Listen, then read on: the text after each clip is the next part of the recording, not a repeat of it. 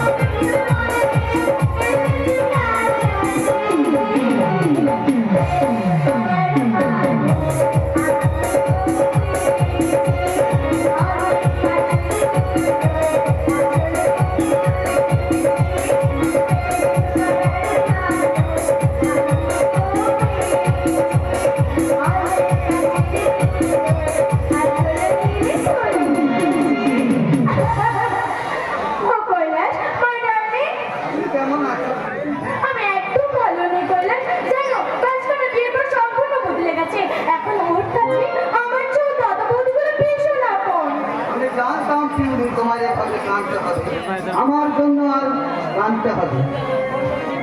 হঠাৎ করে ভাস্করকে তুমি বিয়ে করে ফেলেছো, অথচ তোমার আমি ভাস্করের চেয়ে শতগুণ বেশি ভালোবাসতাম। আমি ভুল করেছি কৈলাস, আমি ভাস্করকে বিয়ে করে মাও ভুল করেছি।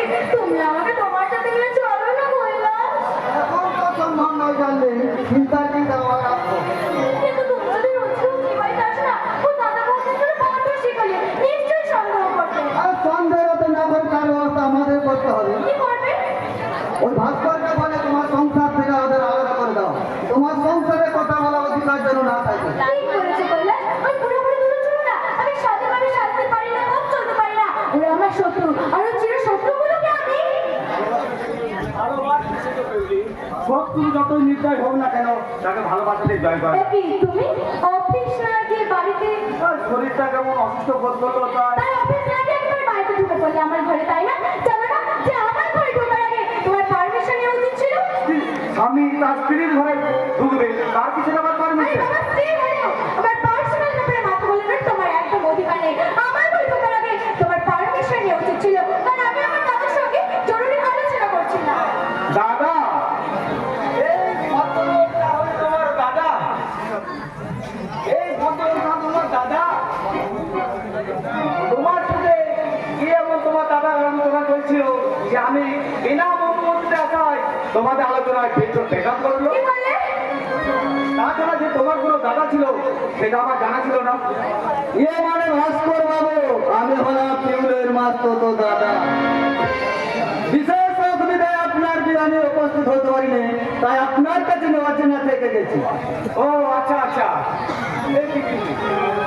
কতবার বলেছি তুমি এই বৃষ্টি শাড়ি তুমি সাজবে না, তোমার দাদা কি ভাবে বলো তো? না, আমি কিচ্ছু ভাবছি না। এই, সে কি মশাই, আমি বিউটির শাড়ি বিউটি নিয়ে বেশি দেখে আমার খারাপ লাগছে, অথচ দাদা হয়ে কি বলছো? না মানে আগে আমারও লজ্জা করতো, অবশেষে মানিয়ে নিয়েছি। মানিয়ে নিয়েছে?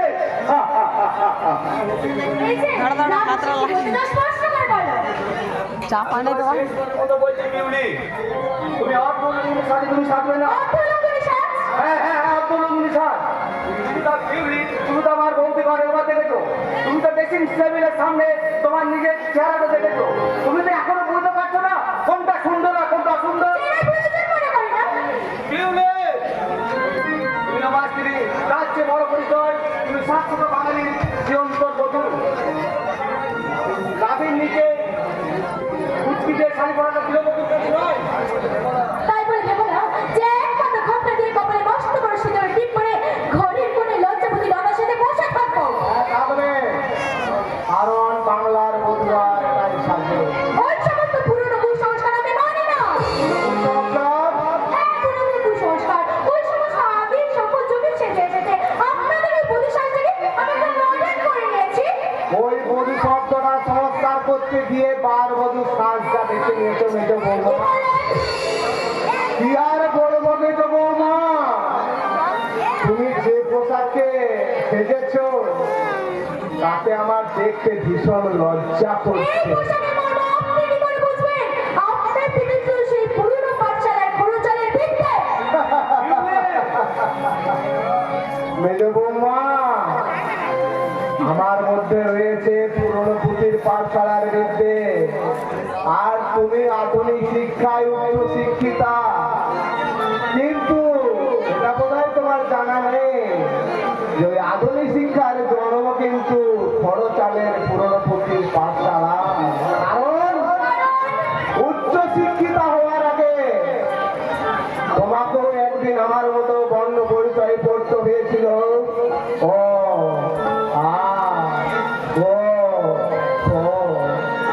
আর তোমাকেও একদিন মাটির সিলেটে আমার মতো পরিমাণ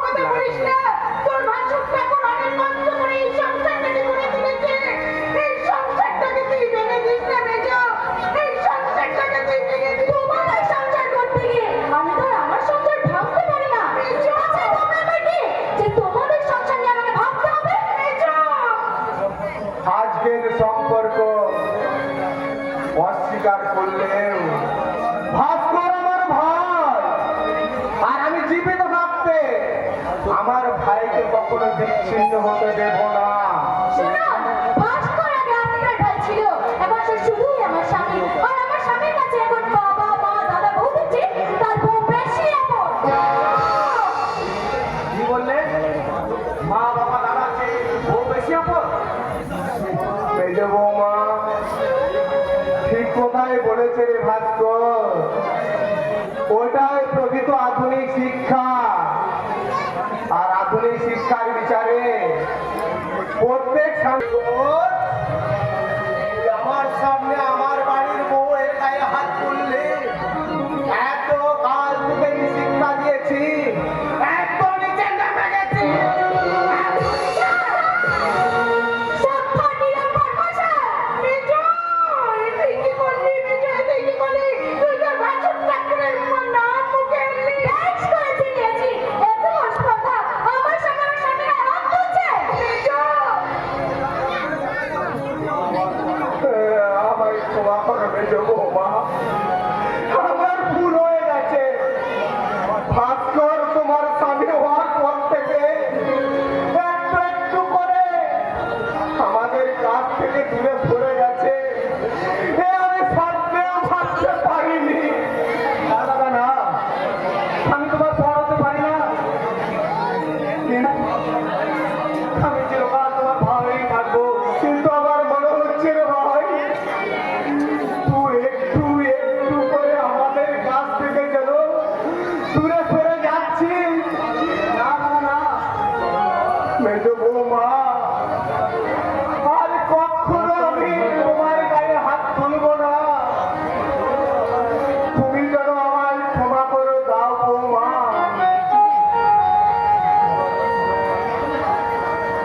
শোনো, শোনো ভাস্কর, আজ এই প্রথমবার তুমি আমার গায়ে হাত দিলে। কিন্তু স্বামী বলে আমি তোমাকে ক্ষমা করে দিলাম। দ্বিতীয়বার যদি তুমি ভুলটা করো, আমি তোমাকে কখনো ক্ষমা করবো না। কথাটা তুমি মাথায় রেখে দিও। বৌদি, সে আমি কি করলাম তুমি বলে দিতে পারো?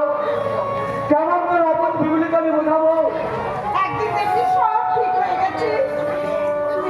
মেজের মাথা গরম হয়েছে, তাই দেখবি সব ঠিক হয়ে গেছে।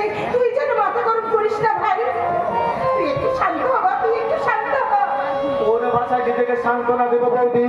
জীবনে যে ভুল আমি করেছি তার প্রায়শ্চিত্ত করা কোনো পথ যে আমার সামনে খোলা নেই। এবার হয়তো আমি পাগল হয়ে যাব, পাগল হয়ে যাব। ভাস্কর, ভাস্কর, কিন্তু স্বাক্ষর, স্বাক্ষর এখন আসছে না কেন? স্বাক্ষর, বলো কি হয়েছে? না, কিচ্ছু হয়নি তো, কিচ্ছু হয়নি। তাহলে মেয়েটা বড় কাঁদছে কেন? ওই কাঁদেনি তো। আমি তোকে দেখতে পাই না বলে তোরা আমার কাছে সবই গোপন রাখতে চাইছো, তাই না বৌদি? স্বাক্ষর, কেন বৌদি কেন? আমি তো এই সংসারের একজন, এই সংসারের সমস্ত সুখ আনন্দ তোমরা আমাকে সমান ভাগে ভাগ দিয়েছো, তাহলে এই দুঃখের দিনে কেন তোমরা আমাকে সমান ভাগে ভাগ দিবে না? তোর এই প্রশ্নের উত্তর দেবার মতো ক্ষমতা যে আজ আমার নেই রে ভাই, আজ আমার নেই। তুই আমাকে ক্ষমা কর ভাই, তুই আমাকে ক্ষমা কর।